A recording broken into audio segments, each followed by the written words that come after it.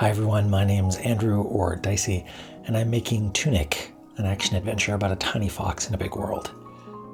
Happy New Year! It's 2019, and let's start the year off right with a behind-the-scenes look at some of TUNIC's development.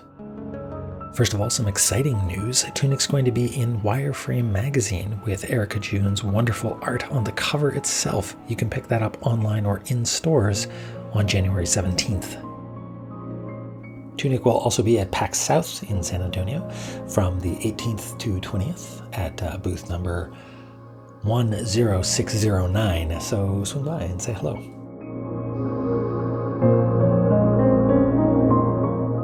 Now, making a game about discovery and exploration means it's sort of hard to show off new stuff because it's secret. But over the holidays, I did put together this, fun little festive tweet that people seem to really enjoy. And a lot of the comments mentioned that they liked how bouncy and full of life the animation seemed to be. So I thought I'd, pull back the curtain a little bit and show some of the tricks that I use to, give things that bounce.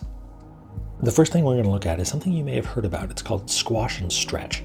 That's when you distort parts of your animation to help amplify movement and give the impression of something being kind of like jiggly and elastic.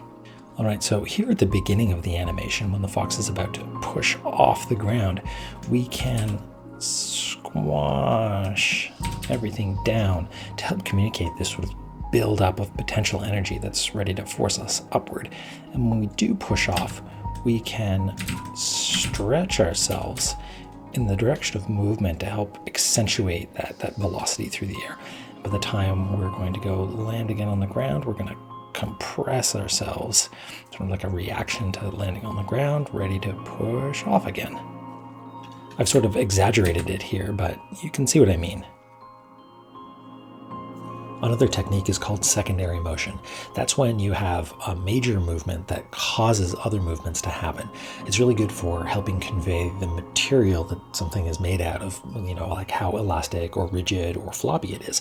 In our case, it's how floppy are these ears, how bouncy is this puff of fur, why is this hat so wiggly? All right, so let's say we've added some squash and stretch to our character and to the hat and everything, but it still seems, a little bit mechanical. Like that's not how a hat behaves. And what's going on with these ears? That's no fun at all. So what I'm going to do is start adding the secondary animation. Now we see that it's got, a lot more life. The ears are flopping around, the hair is bouncing, and that hat is just going all over the place. That's what we want. I'm going to focus in here on the ears for a second, and I've changed the animation to have it be following the head movement directly. So, when the head is down, the ears are down. When the head is up, the ears are up, and so on. And it looks okay, but what I found is a really great trick is to just offset all of the keyframes a little bit. So now you see when we just go through the animation, the ears are lagging behind a little bit. And so when the fox reaches the peak, the ears stay up a little ways. The fox falls. They don't flatten immediately. Take a little while to go down. And that sort of delay makes the ears seem like they have some amount of mass. They've got a little bit of inertia to them. Same thing with the hair. Here's another example with the hat.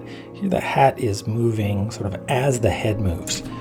When the head is the furthest it is to the left, the hat is the furthest it is to the left. And when we go to the right, the hat moves to the right. But if we offset all those keyframes, now there's this inertia. The top of the hat sort of follows behind a little bit in this, kind of satisfying way. So here's a before with none of these tricks. And here's an after with a bunch of squash and stretch and secondary motion added.